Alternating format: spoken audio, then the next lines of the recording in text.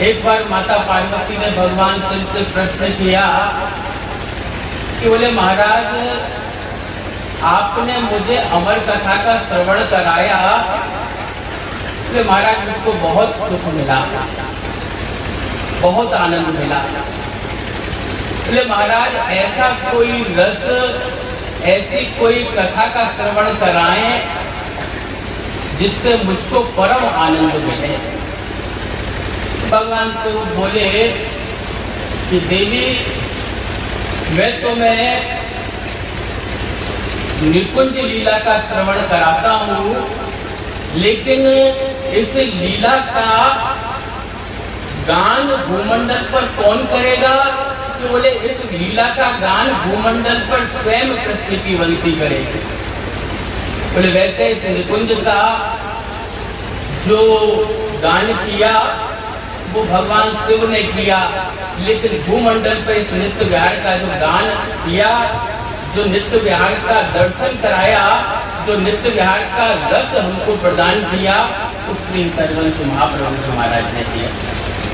बोले आज्ञा की कि करुणा निधि और कृपा निधि श्री हरिवंश उदार और वृंदावन रस कहन को प्रकट करे। बोले उन्होंने जीव के ऊपर कृपा कर इस वृंदावन धाम की निकुंज उपासना को, इस वृंदावन रस को हमको और आपको प्रदान किया। जितने भी भगवती अवतार हुए, उन अवतारों का कुछ ना कुछ हेतु था। भगवान कृष्ण का अवतार हुआ, उस अवतार का क्या हेतु था?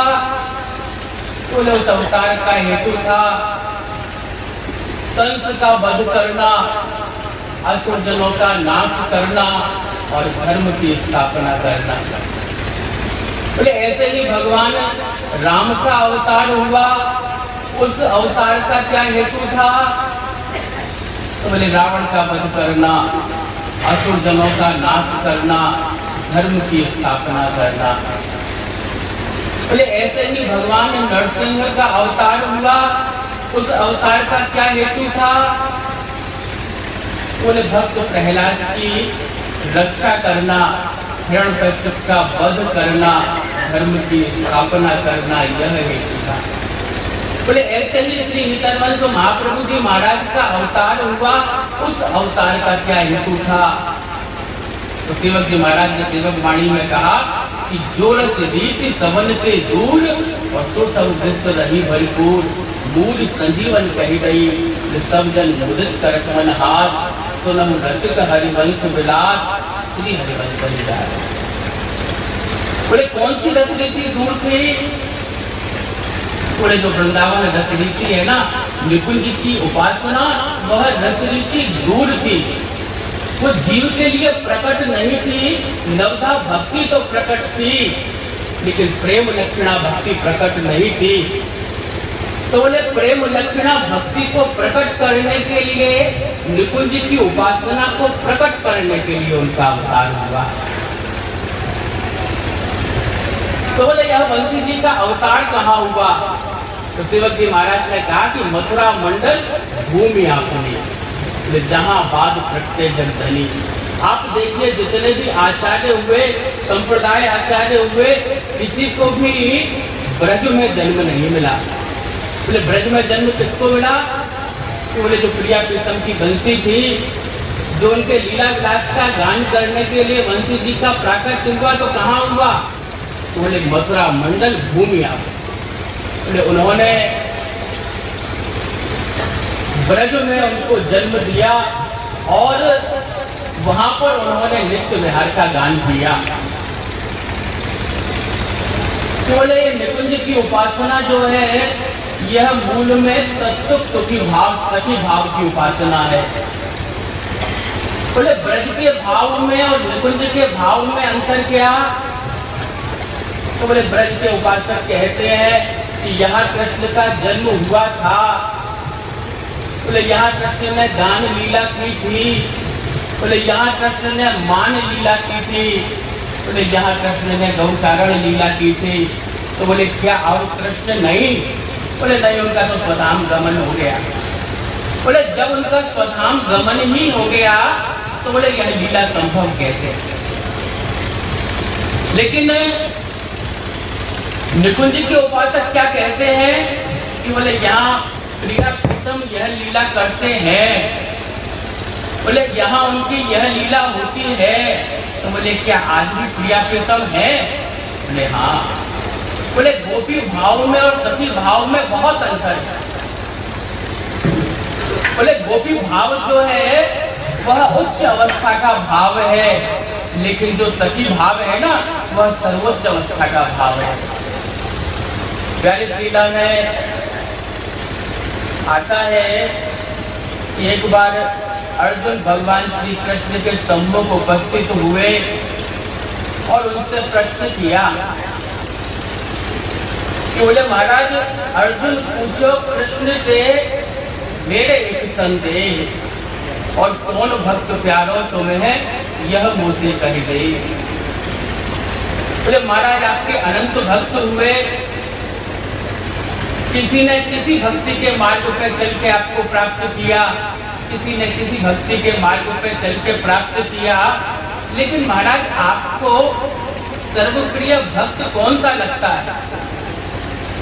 आप माता से पूछे, उसके 5 पुत्र हैं, तो आप माता से पूछे कि तुझको सबसे प्रिय पुत्र कौन सा लगता है, तो कितनी दुविधा हो जाती है।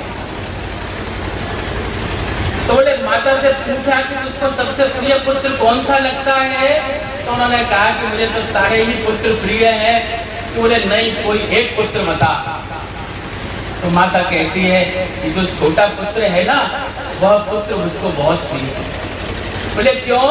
क्योंकि वह भोला भाला सीधा साधा है, उसका मेरे प्रति प्रेम अनुराग विशेष है। बोले ऐसे भगवान श्री कृष्ण से पूछा तो कृष्ण बोले कि मुझको तो सभी भक्त प्रिय हैं। कि बोले नहीं, कोई एक भक्त बताओ। भगवान श्री कृष्ण दुविधा में आ गए। तो जब ज्यादा आग्रह किया तो प्रभु बोले कि अर्जुन भक्त बहुत है जगत में, इनको ना ही प्रमाण, और हो गोपिन के लिए बसो और गोपी मेरे प्राण। बोले अर्जुन भक्त तो बहुत है, लेकिन जैसा भाव गोपियों का है वह बहुत दुर्लभ है।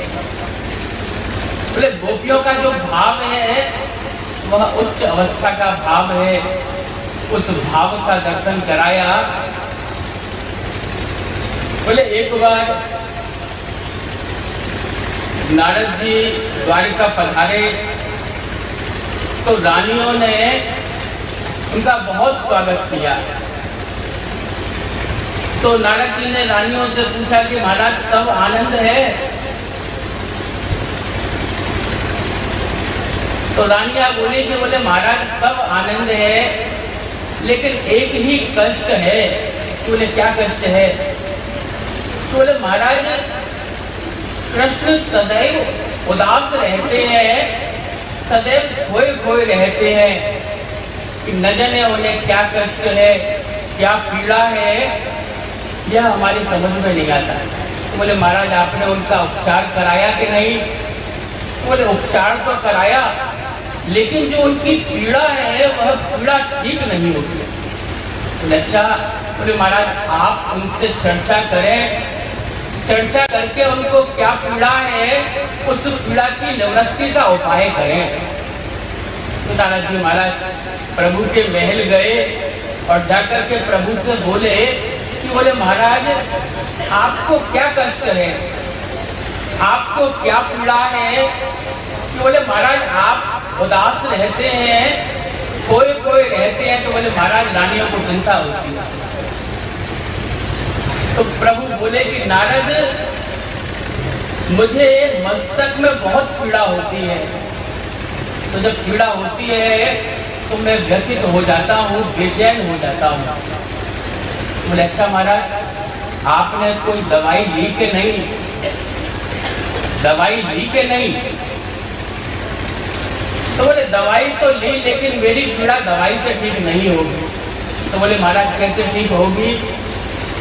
तो प्रभु ने कहा कि यदि कोई मेरा प्रेमी भक्त मुझे अपने चरण रज मेरे मस्तक पर लगा दे तो मेरी पीड़ा ठीक हो जाएगी। तो बोले नारद तुम मेरे परम भक्त हो, भगवत कृपा से तुम यहाँ आ गए, तो बोले तुम अपने चरण रज मेरे मस्तक पर लगा दो तो मेरी जो पीड़ा है वह पीड़ा ठीक हो जाएगी। तो नारद जी महाराज बोले कि नारायण नारायण महाराज, मैं कैसे अपनी चरण रज आपके मस्तक पर लगा सकता हूँ? यदि मैं अपनी चरण रज आपके मस्तक पर लगाऊंगा तो महाराज मुझे अनंत नरकों का वास भोगना पड़ेगा। तो महाराज मैं आपके मस्तक पर अपनी चरण रज नहीं लगा सकता, लेकिन महाराज मैं किसी न किसी भक्त की चरण रज लेकर आता हूँ, वो आपके मस्तक पर लगाऊंगा, महाराज आपकी पीड़ा ठीक हो जाए। नारद जी महाराज सभी रानियों के महल गए, उनसे कहा कि बोले महाराज आप कहती थी कि कृष्ण के कष्ट है, तो बोले उनकी पीड़ा की निवृत्ति की औषधि मिल गई है।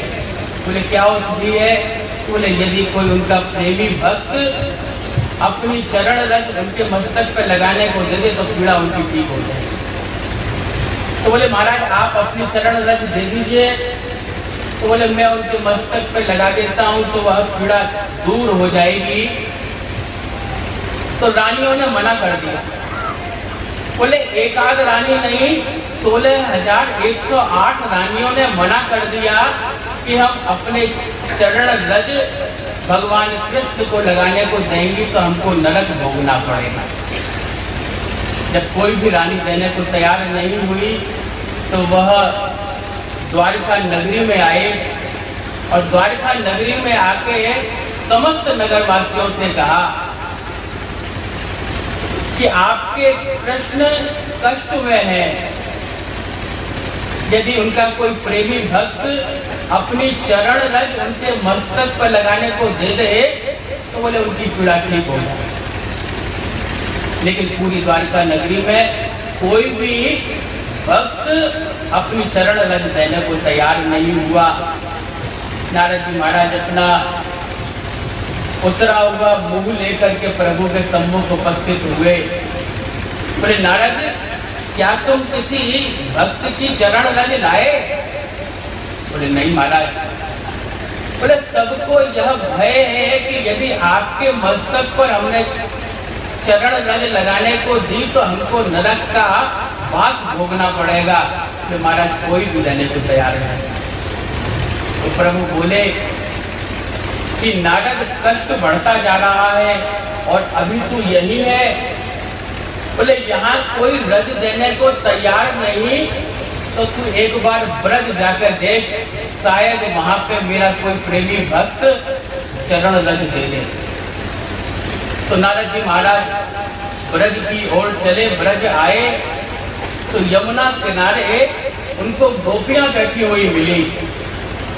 तो नारद जी महाराज ने जाकर कहा कि अरे गोपियों, मैं द्वारका से आ रहा हूँ। तो इतना कहना था कि एक एक करके सारी गोपियां उनके समीप आ गई और उनसे पूछती हैं कि हमारे कृष्ण कैसे हैं। दूसरे ने अपनी तरफ खींचा, वह पूछती है कि हमारे कृष्ण कैसे हैं। तीसरे ने अपनी तरफ खींचा, वह पूछती है कि हमारे कृष्ण कैसे हैं। तो नारद जी कहते हैं कि तुम्हारे कृष्ण को बड़ा कष्ट है। बोले उनके मस्तक में पीड़ा हो रही है तो वह उस पीड़ा से बेचैन हो जाते हैं। तो गोपियों ने कहा कि आपने उनका इलाज कराया कि नहीं, उनको औषधि दी कि नहीं? तो बोले उनका कष्ट औषधि से दूर नहीं हो सकता। तो बोले कैसे दूर होगा? बोले यदि उनको कोई प्रेमी भक्त अपनी चरण रज मस्तक पर धारण करने को दे दे तो बोले उनका कष्ट दूर हो जाए। बोले केवल इतना कहना मात्र था तो जो गोपियां थी ना बैठ गई अपने चरणों में रज घिस घिस के ढेर लगा दिया। बोले जब ढेर लगा दिया तो बोले नारद आपको जितनी रज ले जानी हो उतनी रज ले जाओ, लेकिन हमारे कृष्ण को ठीक कर दो।